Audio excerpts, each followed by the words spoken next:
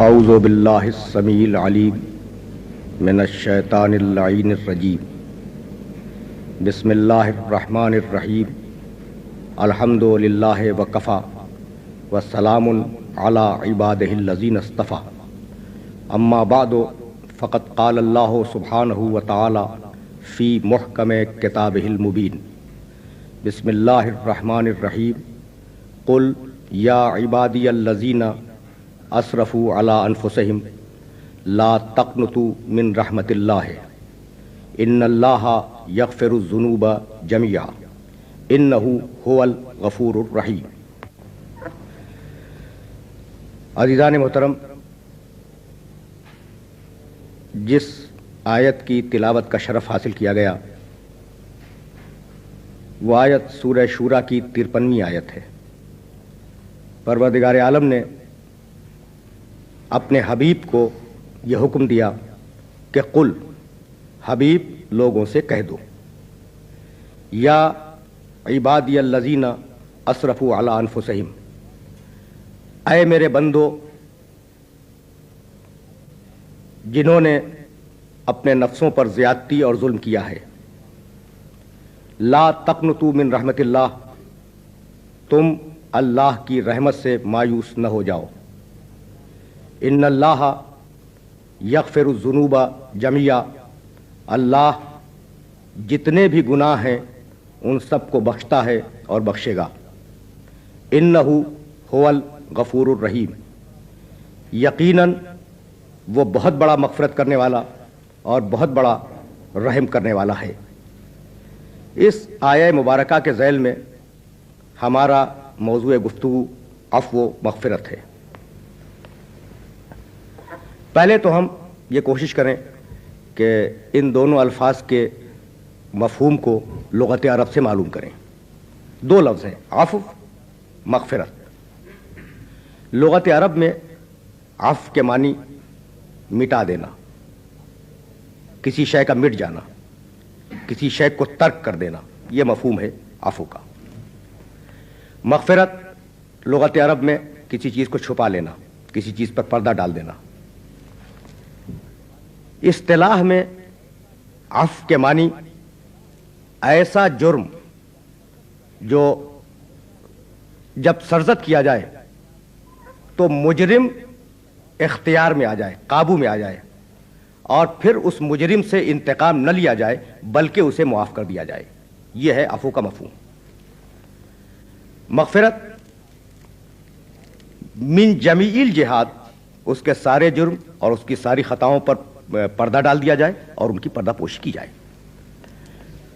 اگر آپ ملاحظہ فرمائیں گے قرآن مجید کو، یعنی یہ مطالعے کے بعد عرض کر رہا ہوں، جب آپ قرآن مجید کو ملاحظہ فرمائیں گے تو آپ کو اندازہ ہوگا کہ لفظ عفو بھی قرآن میں استعمال ہوا، لفظ مغفرت اور اس کے مشتقات بھی قرآن مجید میں استعمال ہوئے ہیں، لیکن ان دونوں میں ایک بڑا بنیادی اور باریک فرق ہے، اور وہ فرق یہ ہے کہ کسی ایک غلطی کو، کسی ایک خطا کو، کسی ایک گناہ کو معاف کر دینا یہ ہے عفو، اور مجموعی طور پر انسان کی غلطیوں سے درگزر کرنا اور اسے جنت کی ضمانت دے دینا یہ ہے مغفرت قرآن کی اصطلاح میں، جیسا کہ میری آئندہ کی گفتگو سے آپ کو اندازہ ہوگا۔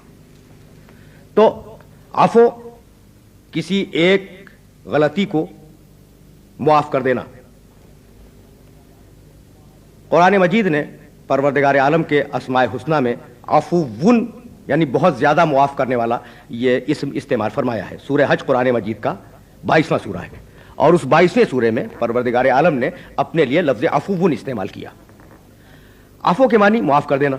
میں نے ابھی آپ کی خدمت میں یہ عرض کیا کہ اگر کسی شخص نے آپ کے ساتھ تعدی کی، آپ کے ساتھ ظلم کیا، آپ کا کوئی حق غصب کر لیا، اور وہ آپ سے اتنا زیادہ مضبوط ہے کہ آپ اس سے انتقام نہیں لے سکتے، اسے سزا نہیں دے سکتے، اسے کسی قسم کا کوئی پنشمنٹ نہیں دے سکتے، اور پھر اگر آپ معاف کر دیں تو آپ نے کوئی کمال نہیں کیا۔ معاف تو آپ کریں ہی گے اس لیے کہ آپ اس کے مقابلے میں اسٹینڈ نہیں کر سکتے، آپ کا کوئی موقف نہیں ہے۔ تو عفو کے معنی ہے آدمی کے اختیار میں ہو، آدمی کے بس میں ہو، بس میں اور اختیار میں ہونے کے بعد اگر انسان انتقام نہ لے تو یہ ہے عفو کر دینا، اور یہ ہے درگزر کرنا اس انسان کے اس ایک مخصوص عمل کے ساتھ۔ دو زاویے ہیں لفظ عفو کے.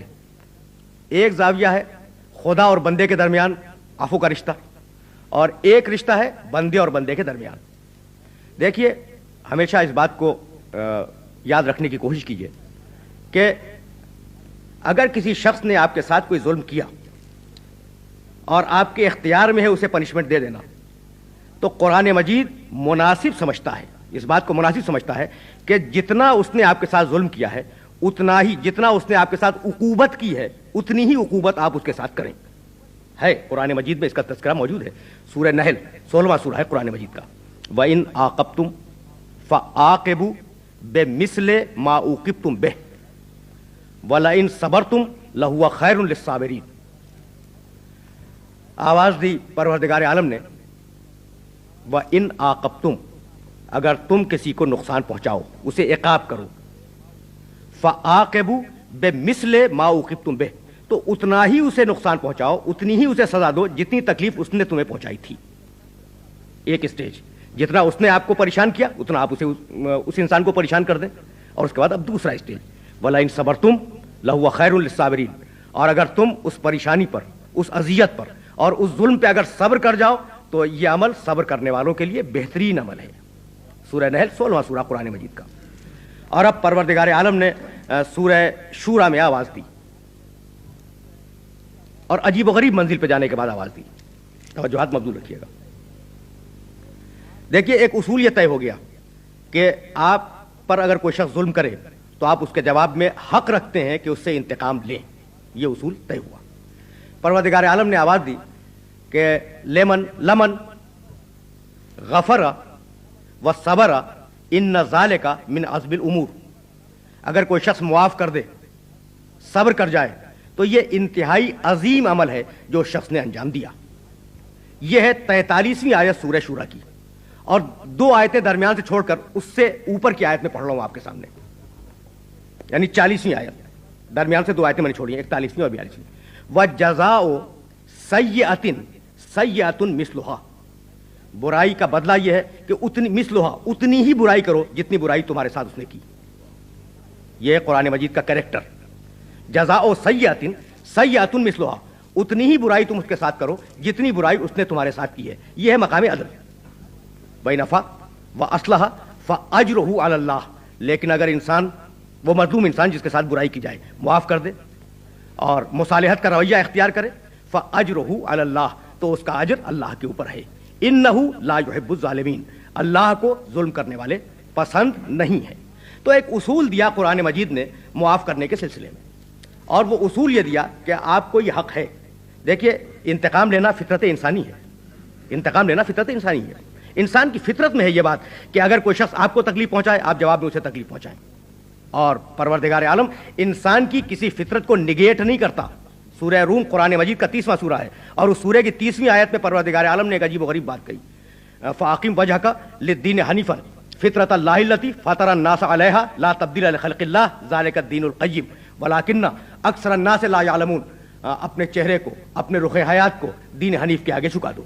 فاقم وجہک للدین حنیفا, اپنے رخ حیات کو دین حنیف کے آگے جھکا دو. فطرت اللہ التی فطر الناس علیہا, اللہ نے اپنی فطرت پر انسانوں کو پیدا کیا ہے. لا تبدیل لخلق اللہ, اللہ کی تخلیق میں کسی تبدیلی کا کوئی امکان نہیں ہے. تو انسان ذرہ برابر صحیح اللہ کی فطرت بہرحال رکھتا ہے, اور اللہ کی فطرت میں معاف کر دینا بھی ہے, انتقام لینا بھی ہے. یعنی پروردگار عالم کے اسماء الحسنی میں منتقم بھی ہے, اور پروردگار عالم کے اسماء الحسنی میں عفو بھی ہے, معاف کر دینے والا. تو انتقام فطرت انسانی ہے, اور وہ فطرت اقتباس ہے فطرت خداوندی سے. تو جب یہ بات واضح ہو گئی تو مجھے جملہ عرض کرنے کی اجازت دے کہ قرآن مجید کا یہ کمال ہے. سورہ شورا, سورہ نحل, قرآن مجید کا یہ کمال ہے کہ آپ کو انتقام لینے کی اجازت دے دی, اور پھر ایک منزل پہ آپ کو روک دیا. میں نے اسی منزل سے آپ کی خدمت میں ایک جملہ عرض کیا تھا, اور میں چاہ رہا ہوں کہ اپنے سلسلہ فکر کو اس مقام پر متصل کر دوں. دیکھیے حضرت عیسیٰ علیہ السلام کا ایک پیغام انجیل میں موجود ہے, اور وہ پیغام یہ ہے, میں سمجھتا ہوں کہ میرے سارے معزز سننے والے اس پیغام سے واقف ہوں گے. وہ پیغام یہ ہے کہ حضرت عیسیٰ علیہ السلام نے اپنے چاہنے والوں کو, اپنے ماننے والوں کو, اپنے فالوورز کو یہ پیغام دیا کہ اگر کوئی شخص تمہارے ایک رخسارے پہ تماشا مارے تو تمہارے اخلاق کا کمال یہ ہے کہ تم اس کے سامنے اپنا دوسرا رخسارہ بھی پیش کر دو. دیکھیے یہ پیغام انجیل کے اندر موجود ہے. اور اگر 1 میل کے لیے تمہیں بیگار پہ لے جائے تو تم اس کے ساتھ 2 میل بیگار پہ چلے جاؤ. بہرحال زمانہ بدلتا ہے, فطرتیں انسان کی بدلتی ہیں, معاشرے کا مزاج تبدیل ہوتا ہے, تو اس عہد کے اعتبار سے یقیناً بہت عمدہ بات ہوگی. ایک نبی مرسل کہہ رہا ہے نا, اس عہد کے اعتبار سے یقیناً بہت اچھی بات ہوگی کہ اگر کوئی شخص تمہارے ایک رخسارے پہ تماچا مارے, تم اپنا دوسرا رخسارہ اس کے سامنے پیش کرو. شاید وہ شرمندہ ہو جائے, شاید اس میں احساس ندامت پیدا ہو جائے, ہے نا عزیزان محترم. لیکن اس کا ایک دوسرا پہلو یہ ہے, دیکھیے جس طریقے سے ہماری تعلیم میں اسٹیجز ہیں, جو پرائمری میں سلیبس پڑھایا جاتا ہے وہ ظاہر ہے کہ پھر سیکنڈری میں نہیں پڑھایا جاتا, اور جو سلیبس سیکنڈری میں پڑھایا جاتا ہے وہ ہائر ایجوکیشن میں نہیں پڑھایا جاتا. تو موضوع ایک ہی ہے, معاشیات. سیکنڈری میں کچھ اور ہے, بی اے کے لیول پہ آنے کے بعد کچھ اور ہے, ایم اے میں وہ معاشیات کچھ اور ہے, اور جو انسان ریسرچ کرنے لگتا ہے معاشیات میں اس کے لیے معاشیات کچھ اور ہے. تو اسی طریقے سے دین کا مزاج ایک ہے, لیکن سلیبس ایک ہے, لیکن کتابوں کی تبدیلی کے ساتھ جیسے جیسے سطح ذہن انسانی میں ارتقا پیدا ہوتا گیا, ویسے ہی ویسے پروردگار عالم نے احکام میں ارتقا دیا. تو اب میں کہنا فقط اس منزل پر یہی چاہ رہا ہوں کہ ایک شخص نے آپ کو تماچا مارا, نعوذ باللہ, اور آپ نے اپنا دوسرا رخسارہ اس کے سامنے پیش کر دیا. اب میں اپنے سارے سننے والوں کے ذہن و دل و دماغ سے اپیل کرتا ہوں کہ اگر اس نے دوسرے رخسارے پہ بھی تماچا مار دیا, امکان ہے اس بات کا کہ وہ جسارت کی منزل میں آنے کے بعد اس میں جرأت پیدا ہو جائے, دلیری پیدا ہو جائے, وہ دوسرے رخسارے پہ بھی تماچا مار دے, تو پھر تیسرا رخسارہ تو آپ کے پاس نہیں ہے. تو ہو سکتا ہے کہ اس عہد کے لیے یہ تعلیم بہت اچھی ہو, لیکن جب زمانہ ترقی کر گیا, زمانہ آگے بڑھا, فطرت انسانی آگے بڑھی, شعور انسانی میں ارتقا پیدا ہوا, تو اب ہمیں اس سوال کے اوپر رکنا پڑے گا. یہی فرق ہے عیسائیت میں اور اسلام میں, کہ عیسائیت کا پیغام یہ ہے کہ اپنا دوسرا رخسارہ پیش کر دو, اور اسلام نے یہ پیغام دیا کہ خبردار کہیں اس کی جرأتیں نہ بڑھ جائیں, خبردار کہیں اس کی جرأتیں نہ بڑھ جائیں. اس لیے اگر اس نے تمہارے رخسارے پہ تماچا مارا ہے تو جواب میں تم بھی اس کے رخسارے پہ تماچا مارو. دیکھ بہت توجہ کیجیے گا, جواب میں تم بھی اس کے رخسارے پہ تماچا مارو. اور جب یہ ہاتھ تماچا مارنے کے لیے آگے بڑھ رہا تھا تو یہ کہہ کے اس ہاتھ کو روک دیا کہ اگر تم معاف کر دو تو اچھا ہے. یہ ہے اسلام کی تعلیم. تو بتلانا یہی تھا کہ مجرم جب کوئی جرم کرتا ہے تو اس کی 2 ہی صورتیں ہیں, یا آپ اس سے انتقام لیں یا آپ اسے معاف کر دیں. پروردگار عالم نے آواز دی لہو خیر للصابرین, اگر معاف کر دو, صبر کر جاؤ تو صبر کرنے والوں کے لیے یہ بہتر ہے. سورہ شورا میں پروردگار عالم نے آواز دی اگر اسے معاف کر دو اور مصالحت کا کوئی معاملہ کرو اس کے ساتھ تو ہم تمہیں اجر عطا کریں گے. لیکن اس بات کا امکان موجود ہے کہ اگر مصالحت کی جائے اس انسان کے ساتھ جو ظلم کر رہا ہے تو اس کی دلیری بڑھ جائے, اس کی ہمتیں بڑھ جائیں, اس کی جرأتیں بڑھ جائیں. اس لیے پروردگار عالم نے دونوں زاویوں کو برابر کے ساتھ رکھا. گفتگو عفو کے اوپر ہے, دونوں زاویوں کو برابر کے ساتھ رکھا. آپ نے اسے معاف کر دیا, امکان ہے نا کہ وہ درست ہو جائے, اس میں ندامت کا احساس پیدا ہو, اور امکان ہے کہ وہ دلیر ہو جائے, یعنی مثبت امکان بھی موجود ہے, منفی امکان بھی موجود ہے. تو نفسیات انسانی کا خالق جب کوئی حکم دے گا تو وہ پوری نفسیات کے اوپر محیط ہوگا, وہ حکم پوری نفسیات میں محیط ہوگا. اس لیے آواز دی کہ سنو, ہم تمہیں بزدل نہیں بنانا چاہتے, ہم تمہیں جبن اور خوف کی منزل میں نہیں لانا چاہ رہے ہیں. ہم یہ چاہتے ہیں کہ تمہاری غیرت, تمہاری حمیت, تمہاری قوت غضبانیہ برانگیختہ ہو اگر تمہارے ساتھ کوئی برا عمل کیا جائے, اور تم اس برانگیختگی کے ساتھ اس غضب کی کیفیت میں آنے کے بعد, غضب کوئی بری شے نہیں ہے, غضب کا استعمال برا ہے, اس کیفیت میں غضب میں آنے کے بعد اتنا ہی انتقام لینے کے لیے بڑھو جتنے انتقام کے لیے ہم نے تمہیں حکم دیا ہے کہ جتنا اس نے کیا تھا. اور جب تم آگے بڑھ رہے ہو تو تم آگے بڑھے نا, تم اس پہ حاوی ہو گئے, وہ ظالم تمہاری دسترس میں آ گیا, اور اب وہ ظالم ڈر رہا ہے, کہ یہ مجھ سے انتقام لے گا. تو اس وقت اگر تم معاف کرو گے تو یہ اس ظالم کی نفسیات پر انتہائی کاری ضرب ہوگی, یہ اس ظالم کی نفسیات پر انتہائی کاری ضرب ہوگی, اور وہ ندامت میں مبتلا ہوگا کہ یہ شخص مجھ پہ قابو حاصل کر چکا ہے, یہ انسان مجھ پہ تصرف کی منزل میں آ چکا ہے, اور اس کے بعد یہ معاف کر رہا ہے. تو جب اتنی سیر چشمی اور اتنی وسعت قلب اس مظلوم میں موجود ہے تو مجھے وہ برا عمل انجام نہیں دینا تھا. یہ ہے مزاج عفو و درگزر کا اسلام کے اندر. دیکھیے عجیب و غریب منزل فکر یہ ہے کہ اسلام کسی ایک طبقے کے لیے, کسی ایک قوم یا کسی ایک قبیلے کے لیے نہیں آیا. اسلام پوری انسانیت کا مذہب ہے. سورہ آل عمران قرآن مجید کا 3 سورہ ہے, اور اس تیسرے سورے میں 133ویں آیت اور 134ویں آیت مسلسل ہے, اور ان 2 آیتوں میں پروردگار عالم نے صاحبان تقوی کے اوصاف بیان کیے. ظاہر ہے کہ دونوں آیتیں میں آپ کی خدمت میں پیش نہیں کرنا چاہ رہا ہوں, فقط متعلق جملہ عرض کر رہا ہوں. متقین کون ہیں؟ والکاظمین الغیظ والعافین عن الناس واللہ یحب المحسنین. صاحبان تقوی وہ ہیں کہ جب انہیں غصہ آتا ہے تو غصے کو کنٹرول کرتے ہیں, غصے کو پی جاتے ہیں. والعافین عن الناس, اور یہ صاحبان تقوی وہ ہیں جو انسانوں کو معاف کر دیتے ہیں, انسانوں کی غلطیوں سے درگزر کرتے ہیں. بہت توجہ فرمائیے گا. والعافین عن الناس, انسانوں کی غلطیوں سے درگزر کرتے ہیں, انسانوں کی غلطیوں کو معاف کرتے ہیں. یہ نہیں ہے کہ مسلمان کی غلطی کو معاف کر دیتا ہے, مومن کی غلطی کو معاف کر دیتا ہے, مسلمان معاشرے کا ایک فرد کسی دوسرے مسلمان معاشرے کے فرد کو معاف کر دیتا ہے. نہیں, انسانوں کو معاف کر دیتے ہیں. یعنی یہ اسلام کے اخلاق کی آفاقیت اور عالمگیریت ہے کہ اس نے اسلام کی آفاقیت ہے کہ اس نے انسان کا لفظ استعمال کیا, مسلم کا لفظ استعمال نہیں کیا. تو یہ مزاج ڈرا ہوا, مقتبس ہوا پروردگار عالم کی اس فطرت سے جس پر فطرت انسانی کو اس نے خلق کیا. اللہ عفو, انتہائی معاف کرنے والا ہے. اب ہم واپس جا رہے ہیں اس آیت کی طرف جسے سرنامہ کلام میں آپ کی خدمت میں پیش کیا گیا. اب مزاج ہے نا, مزاج پروردگار ہے, وہ معاف کرتا ہے اور وہ چاہ رہا ہے کہ تم بھی اسے, اگر کوئی شخص غلطی کرے تو اسے معاف کرو. کس طریقے سے معاف کرتا ہے؟ قل یا عبادی الذین اسرفوا علی انفسہم. حبیب کہہ دو, تیور دیکھیں آیت کے, حبیب کہہ دو یا عبادی الذین, اے میرے بندو, اے میرے بندو. کیسے بندو؟ الذین اسرفوا علی انفسہم, یہ وہ بندے ہیں جنہوں نے اپنے نفسوں کے ساتھ زیادتی کی ہے, اپنے نفسوں کے ساتھ ظلم کیا ہے, اپنے نفسوں کے ساتھ اسراف کیا ہے, یعنی گناہ کیا ہے. لا تقنطوا من رحمت اللہ, خبردار اللہ کی رحمت سے مایوس نہ ہو جانا. ان اللہ یغفر الذنوب جميعا. دیکھیے ذنوب جمع ہے ذنب کی, ذنب کے معنی ہے گناہ, جیسا کہ عام طریقے سے میرے سارے جاننے والے واقف ہوں گے. ذنب کے معنی گناہ.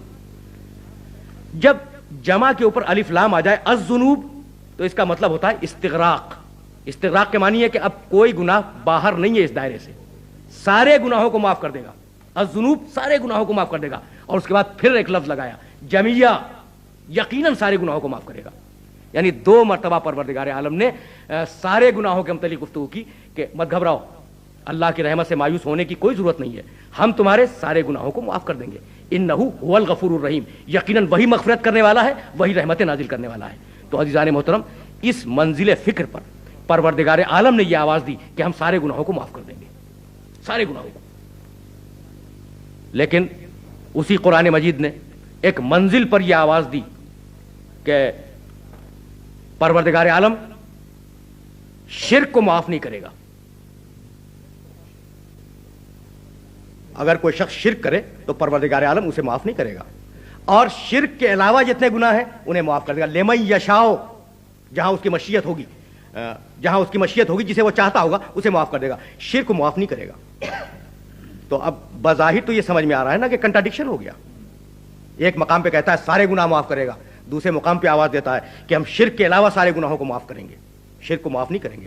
تو یہ کنٹراڈکشن نہیں ہے. اصول تفسیر ہمیشہ یاد رکھیں کہ قرآن کسی مقام پر عام بات کرتا ہے, پھر کسی دوسری آیت میں اسے خاص کر دیتا ہے. یہ طریقہ ہے قرآن مجید کا. کسی مقام پر عام بات کی, پھر کسی دوسرے مقام پر جانے کے بعد اسی بات کو پروردگار عالم نے خاص کر دیا. یہ آیت جس کا میں آپ کو حوالہ دے رہا ہوں کہ اللہ شرک کو معاف نہیں کرے گا, باقی سارے گناہوں کو معاف کرے گا, سورہ نساء میں ہے. 4تھا سورہ ہے قرآن مجید کا, اور سورہ نساء میں 2 مرتبہ یہ آیت ریپیٹ ہوئی ہے, مکرر آئی ہے, اختتامیہ جملے کے فرق کے ساتھ. بھئی بات کیا ہے؟ تو بات عزیزان محترم یہ ہے, بات یہ ہے کہ جس طریقے سے توحید ساری نیکیوں اور ساری بھلائیوں کی بنیاد ہے, اسی طریقے سے شرک ساری برائیوں کی جڑ ہے. اس بات کو میرے ہمیشہ یاد رکھیے گا کہ توحید اصل ہے, مرکز ہے, بنیاد ہے, اساس ہے ساری نیکیوں کی, اور شرک بنیاد ہے ساری بدیوں کی اور ساری برائیوں کی. میں بات کو واضح کر دوں, ہم اور آپ شرک کا مفہوم تو جانتے ہیں نا, کیا سمجھتے ہیں؟ یعنی بدھ بنایا اسے پوج دیا, یہ ہے شرک. لیکن یہ تو شرک جلی ہے.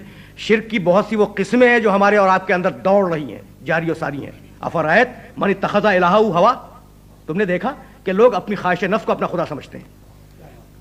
یعنی کتنے ہم میں ایسے انسان ہیں، کتنے ہم میں ایسے انسان ہیں جو حکم الہی پر اپنی مرضی کو افضلیت دیتے ہیں. یہ بھی شرک کی ایک قسم ہے. تو پروردگار عالم نے آواز دی کہ ہم شرک کو معاف نہیں کریں گے. توجہات مقبول رکھیے گا، ہم شرک کو معاف نہیں کریں گے.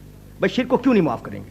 تو عزیزان محترم، ہمیشہ ایک بات کو یاد رکھیے گا کہ اگر منزل مقصود معین ہے، آپ کو ایک منزل تک جانا ہے، کوئی انسان ہے جو منزل کی طرف، ایک مسافر، ایک پردیسی منزل کی طرف جا رہا ہے، تو وہ منزل کی طرف جانے والا اگر منزل کی صحیح سمت میں جا رہا ہے تو گرتا ہوا، پڑتا ہوا، ٹھوکریں کھاتا ہوا، قدم قدم پہ رکتا ہوا کسی نہ کسی دن منزل تک پہنچ جائے گا. اور اگر منزل تو معین ہے لیکن اس کی پشت ہے منزل کی طرف اور رخ ہے منزل کے خلاف، تو زندگی بھر نہیں پہنچ پائے گا. تو توحید ہے ساری انسانیت کی منزل، توحید ہے ساری انسانیت کی منزل. اگر انسان اس منزل کی طرف رخ کر کے جا رہا ہے تو کسی نہ کسی دن امکان ہے کہ وہ منزل تک پہنچ جائے. اور شرک ہے اس منزل کے بالکل مخالف سمت میں، تو انسان زندگی بھر نہیں پہنچ سکتا. تو اللہ نے یہ طے کر دیا ہے کہ جو مقام شرک پہ ہو، چاہے وہ شرک خفی ہو یا شرک جلی ہو، ہم اسے معاف نہیں کریں گے.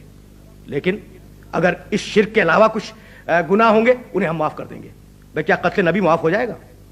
کیا انکار نبوت معاف ہوگا؟